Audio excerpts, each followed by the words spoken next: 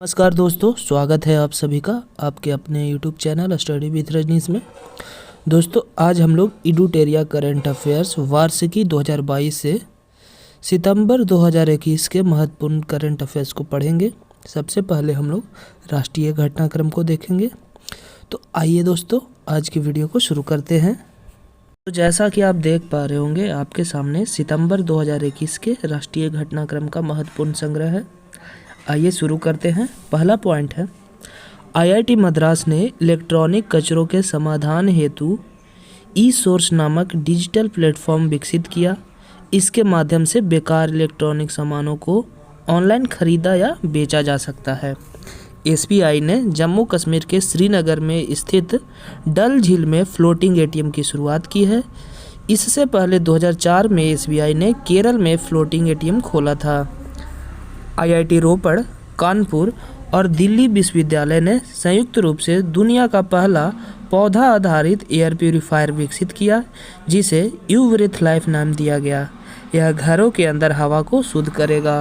प्रधानमंत्री नरेंद्र मोदी ने इस्कॉन के संस्थापक श्री भक्तिवेदांत स्वामी प्रभुपाद की 125वीं जयंती के अवसर पर 125 रुपये का स्मारक सिक्का जारी किया।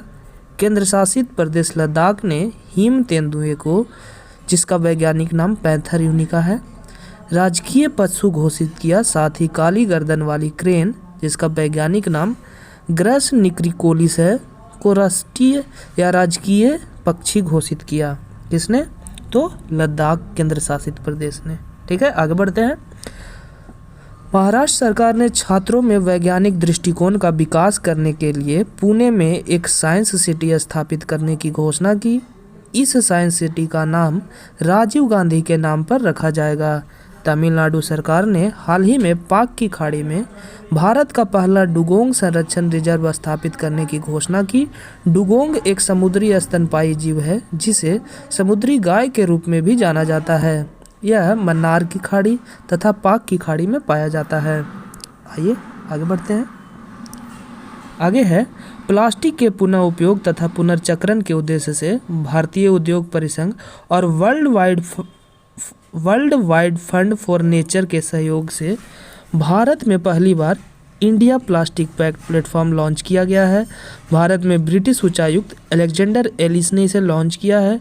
प्लास्टिक समझौता करने वाला भारत एशिया का पहला देश बना। आगे बढ़ते हैं। आईआईटी हैदराबाद में भारत में पहली बार कृषि अपशिष्ट से बने जैविक ईंट से भवन का निर्माण किया गया है। भारतीय खाद्य सुरक्षा और मानक प्राधिकरण food safety standard authority of India ने चंडीगढ़ रेलवे स्टेशन को 5 स्टार ईट राइट स्टेशन प्रमाणन दिया है। यह प्रमाणन यात्रियों को पौष्टिक और उच्च गुणवत्तायुक्त भोजन उपलब्ध कराने के लिए दिया जाता है। ओलंपिक खेलों में खिलाड़ियों को प्रोत्साहित करने के लिए उत्तर प्रदेश सरकार ने कुश्ती खेल को बढ़ावा देने हेतु 2032 तक इसे गोद लेने का निर्णय लिया है। असम सरकार ने राजीव गांधी ओरंग राष्ट्रीय उद्यान से राजीव गांधी का नाम हटाकर ओरंग राष्ट्रीय उद्यान करने का निर्णय लिया। छत्तीसगढ़ सरकार ने कोविड-19 के कारण जान गंवाने वाले पत्रकारों के परिवारों को वित्तीय सहायता प्रदान करने के लिए पत्रकार कल्याण कोष की स्थापना की। अमेजन इंडिया ने भारत के किसानों को कृषि उपकरण, बीज आदि तक पहुंच सुनिश्चित करने के लिए किसान स्टोर लॉन्च किया है। केंद्रीय महिला एवं बाल विकास मंत्रालय ने सितंबर माह को पोषण माह के रूप में मनाने की घोषणा की। केंद्रीय महिला एवं बाल विकास मंत्री अभी कौन है? तो स्मृति जुबिन ईरानी। ठीक है, आगे बढ़ते हैं। गोवा के मुख्यमंत्री प्रमोद सावंत ने 1 सितंबर से राज्य के लोगों को मुफ्त पानी देने की घोषणा की। गोवा नागरिकों को मुफ्त पानी उपलब्ध कराने वाला देश का पहला राज्य बन गया है। शिक्षा मंत्रालय द्वारा 5 सितंबर से 17 सितंबर 2021 तक शिक्षक पर्व 2021 का आयोजन किया गया। इसका उद्घाटन प्रधानमंत्री नरेंद्र मोदी ने किया। मध्य प्रदेश सरकार ने सरकारी सेवाओं एवं पदों पर सीधी भर्ती के लिए ओबीसी के लिए 27% आरक्षण की घोषणा की। पहले यह आरक्षण ओबीसी के लिए 14% था। हाल ही में केरल के कोझिकोड में निपाह वायरस का मामला सामने आया। यह वायरस चमगादड़ से इंसानों में प्रसारित होता है। 7 सितंबर को श्रीनगर के राष्ट्रीय प्रौद्योगिकी संस्थान में नैनो प्रौद्योगिकी पर 5 दिवसीय अंतर्राष्ट्रीय सम्मेलन का आयोजन किया गया। हाल ही में उत्तर प्रदेश के मथुरा में एक नए बुखार का मामला सामने आया जिसे स्क्रब टाइफस रोग नाम दिया गया। 4 सितंबर 2021 को भारत सरकार, असम सरकार और कार्बी समूह के बीच कार्बी आंगलोंग शांति समझौता पर हस्ताक्षर किए गए।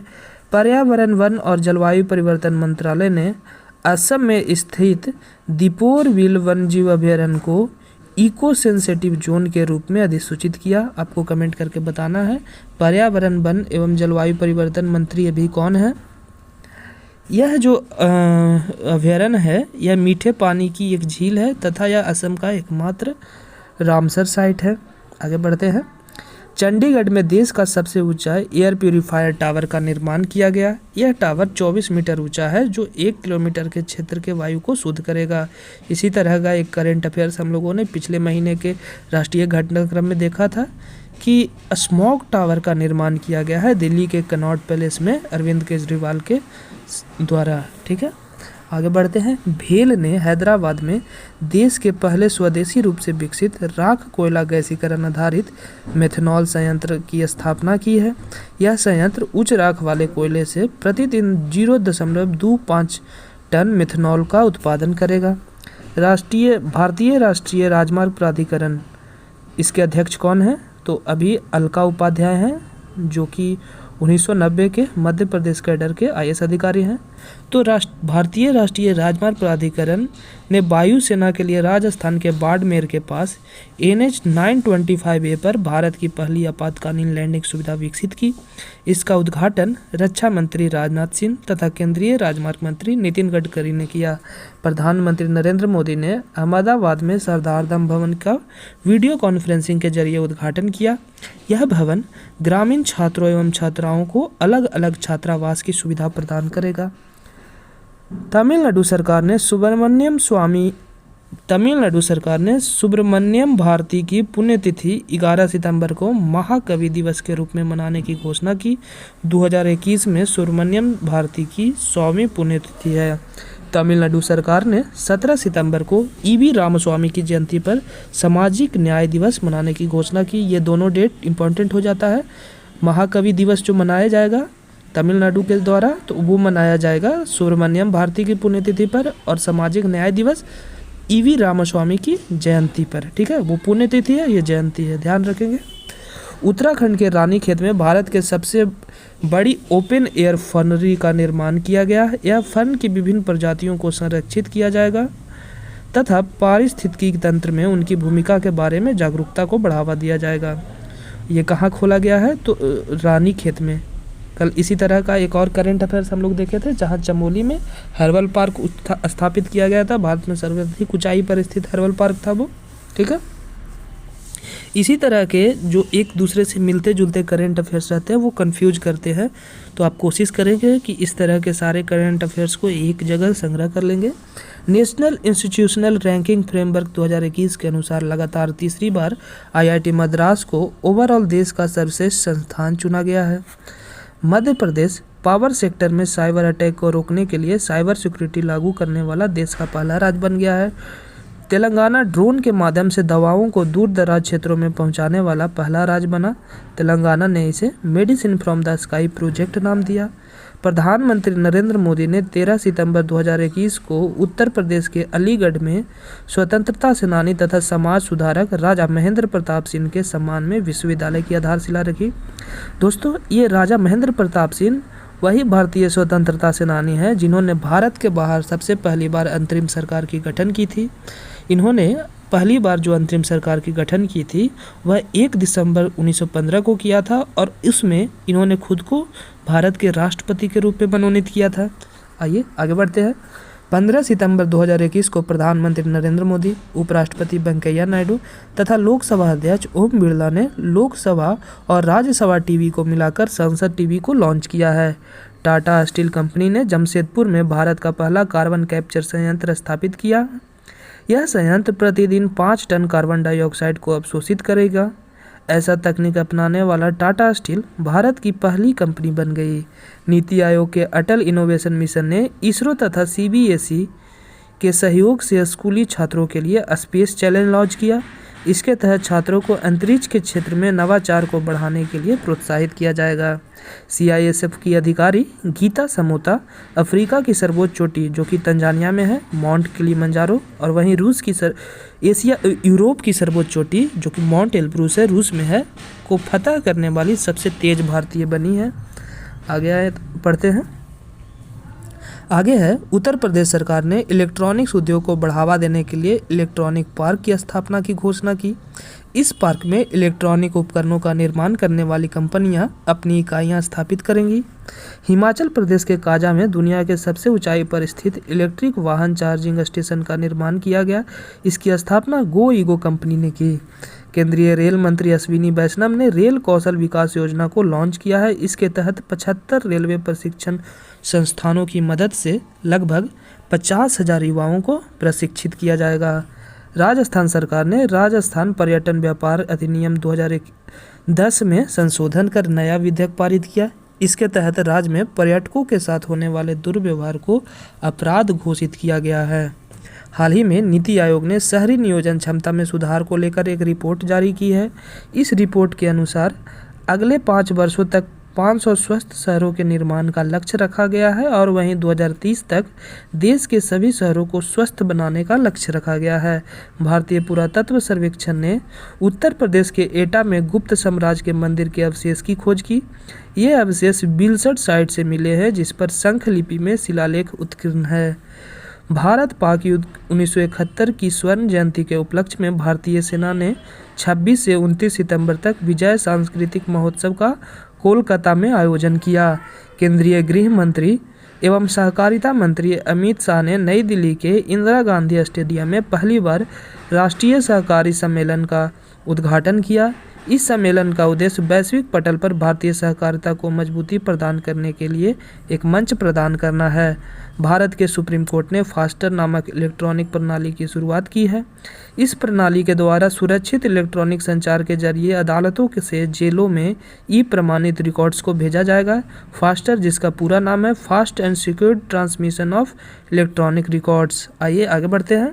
भारत सरकार ने अरुणाचल प्रदेश में हिंदू तीर्थस्थल परशुराम कुंड का निर्माण कार्य शुरू किया है।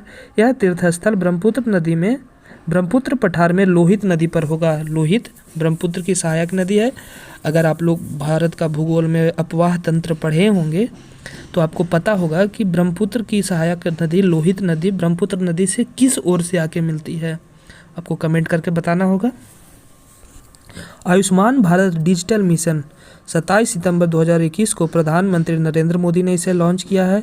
इसके तहत लोगों को डिजिटल हेल्थ ID प्रदान किया जाएगा जिसमें व्यक्तियों के स्वास्थ्य संबंधी सभी रिकॉर्ड होंगे। उत्तराखंड के नैनीताल जिले के हल्द्वानी में उत्तर भारत के सबसे बड़े पामेटम का उद्घाटन किया गया। इसका निर्माण ताड़ प्रजाति के महत्व तथा पारिस्थितिकी में उनकी भूमिका के बारे में जागरूकता लाने हेतु किया गया। पामेटम पेड़ की किस्म पाम की बागवानी करने का स्थान है। केंद्रीय सूचना एवं प्रसारण मंत्री अनुराग ठाकुर ने 24 सितंबर को लद्दाख की राजधानी लेह में 5 दिवसीय हिमालयन फिल्म फेस्टिवल का उद्घाटन किया है। आइए कुछ करंट अफेयर्स और हैं राष्ट्रीय घटनाक्रम से संबंधित, उसको देख लेते हैं। हाल ही में सामाजिक न्याय एवं अधिकारिता मंत्रालय ने बुजुर्गों के लिए हेल्पलाइन नंबर 14567 की शुरुआत की, जिसे एल्डर लाइन नाम दिया गया है। इसके तहत वरिष्ठ नागरिक किसी भी प्रकार के दुर्व्यवहार की स्थिति में इस नंबर पर कॉल कर सहायता प्राप्त कर सकते हैं। हाल ही में चेन्नई में सेंट्रल रेलवे स्टेशन या MG रामचंद्रन रेलवे स्टेशन 100% सौर ऊर्जा संचालित रेलवे स्टेशन बन गया है। भारत का पहला सौर ऊर्जा संचालित railway station Guwahati railway station है। आपको कमेंट करके बताना है गुवाहाटी किस रेलवे जोन के अंतर्गत आता है, ठीक है। तो दोस्तों इसी के साथ आज के राष्ट्रीय घटनाक्रम यहीं समाप्त होते हैं। अब हम लोग अंतर्राष्ट्रीय घटनाक्रम को देखेंगे। आइए शुरू करते हैं। 3 सितंबर 2021 को अंतर्राष्ट्रीय जलवायु शिखर सम्मेलन 2021 पर आयोजित सम्मेलन की मेजबानी भारत ने की है। इसका उद्देश्य भारत को हरित और स्वच्छ ऊर्जा के क्षेत्र में वैश्विक भागीदार बनाना है। 13वां ब्रिक्स शिखर सम्मेलन 2021 9 सितंबर 2021 को वर्चुअली आयोजित किया गया, जिसकी अध्यक्षता भारतीय प्रधानमंत्री नरेंद्र मोदी ने की। विषय था ब्रिक्स 15 निरंतरता, समेकन और सहमति के लिए अंतर ब्रिक्स सहयोग। 4 प्रमुख बातों पर चर्चा किया गया है। पहला है बहुराष्ट्रीय प्रणाली में सुधार, दूसरा आतंकवाद, तीसरा सतत विकास लक्ष्य की प्राप्ति के लिए डिजिटल तकनीक और चौथा और अंतिम है पीपल टू पीपल कनेक्टिविटी।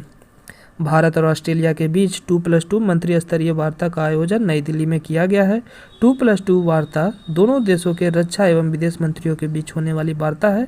इसके तहत इससे पहले भारत ने यूएसए तथा जापान के साथ 2+2 वार्ताएं की है।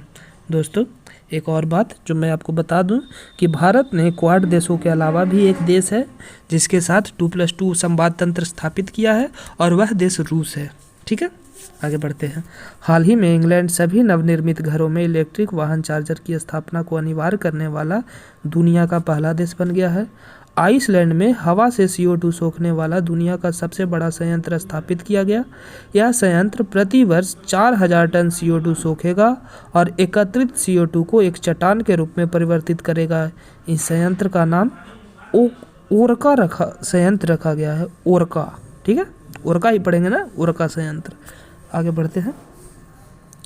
भारत और डेनमार्क ने नवीकरणीय और हरित ऊर्जा के क्षेत्र में सहयोग बढ़ाने हेतु अपतटीय पवन पर स्थित उत्कृष्टता केंद्र को लॉन्च किया है। वर्ष 2023 में भारत G20 शिखर सम्मेलन की मेजबानी करेगा। G20 आपको कमेंट करके बताना है, ये कहवा G20 शिखर सम्मेलन होगा। G20 के लिए केंद्रीय वाणिज्य एवं उद्योग मंत्री पीयूष गोयल को भारत का शेरपा नियुक्त किया गया है। El Salvador crypto currency bitcoin को आधिकारिक करेंसी का दर्जा देने वाला दुनिया का पहला देश बन गया है। 3 से 11 सितंबर 2021 तक फ्रांस के मार्सिलो में IUCN वर्ल्ड कंजर्वेशन कांग्रेस 2020 का आयोजन किया गया। इसका आयोजन 4 साल में एक बार किया जाता है। जलवायु और पर्यावरण के क्षेत्र में सहयोग बढ़ाने के लिए भारत और अमेरिका ने climate action and finance mobilisation dialogue की शुरुआत की है। अमेरिका की टाइम्स पत्रिका द्वारा 2021 के 100 सबसे प्रभावशाली लोगों की सूची जारी की गई है, जिसमें भारत के 3 व्यक्तियों को स्थान मिला है। प्रथम जो पहले नहीं है, जो 3 में से हैं, वो एक है नरेंद्र मोदी, दूसरे ममता बनर्जी जो कि पश्चिम बंगाल की मुख्यमंत्री है, और तीसरे आधार पूनावाला, ये सीरम इंस्टीट्यूट ऑफ इंडिया के CEO हैं। सीरम इंस्टीट्यूट जिसने कोविड-19 वैक्सीन कोविशील्ड का निर्माण किया है। आइए आगे बढ़ते हैं। USA, UK तथा ऑस्ट्रेलिया ने इंडो पैसिफिक क्षेत्र में सहयोग बढ़ाने हेतु नई त्रिपक्षीय साझेदारी ऑकस की घोषणा की है। विश्व बैंक समूह ने वार्षिक रूप से जारी होने वाली ease of doing business report का प्रकाशन बंद करने का निर्णय लिया है। 17 सितंबर 2021 को शंघाई सहयोग संगठन के राष्ट्राध्यक्षों की बैठक तजाकिस्तान की राजधानी दुशान्बे में आयोजित की गई। इसकी अध्यक्षता तजाकिस्तान के राष्ट्रपति इमोमाली रहमान ने की है। भारत का प्रतिनिधित्व विदेश मंत्री S जयशंकर ने किया। प्रधानमंत्री नरेंद्र मोदी ने वर्चुअली संबोधित किया। शंघाई सहयोग संगठन के 21वें शिखर सम्मेलन में ईरान को 9वें सदस्य के रूप में शामिल किया गया है। हंगरी की राजधानी बुडापेस्ट में डिजिटल मुद्रा बिटकॉइन के संस्थापक सातोशी नाकामोतो की कांस्य प्रतिमा का अनावरण किया गया है। हाल ही में यूनेस्को ने मूरा द्रावा डेन्यूब को दुनिया का पहला 5 कंट्री बायोस्फीयर रिजर्व घोषित किया है। यह क्षेत्र ऑस्ट्रिया, क्रोएशिया, हंगरी, सर्बिया और स्लोवेनिया में फैला है। आपको स्लोवेनिया का राजधानी बताना है। इसे यूरोप का अमेजन भी कहा जाता है। Digital quality of life index 2021 cyber सुरक्षा कंपनी सर्फसार्क द्वारा इसे जारी किया जाता है, जिसमें प्रथम स्थान डेनमार्क का है और भारत का स्थान 59वां है। पिछले वर्ष भारत 57वें स्थान पर था, लेकिन इस बार 2 स्थान खिसक के 59वें स्थान पर चला गया है। इस इंडेक्स में कुल 110 देशों को शामिल किया गया था। आइए आगे बढ़ते हैं। 24 सितंबर 2021 को पहली बार वाशिंगटन में क्वाड सदस्य देशों के नेताओं की शिखर सम्मेलन आयोजित किया गया है, जिसकी मेजबानी व्हाइट हाउस में अमेरिकी राष्ट्रपति जो बाइडेन ने की। इस सम्मेलन के दौरान क्वाड के सदस्य भारत, अमेरिका, ऑस्ट्रेलिया और जापान ने हिंद प्रशांत क्षेत्र में शांति और विकास को बढ़ावा देने पर चर्चा किया है।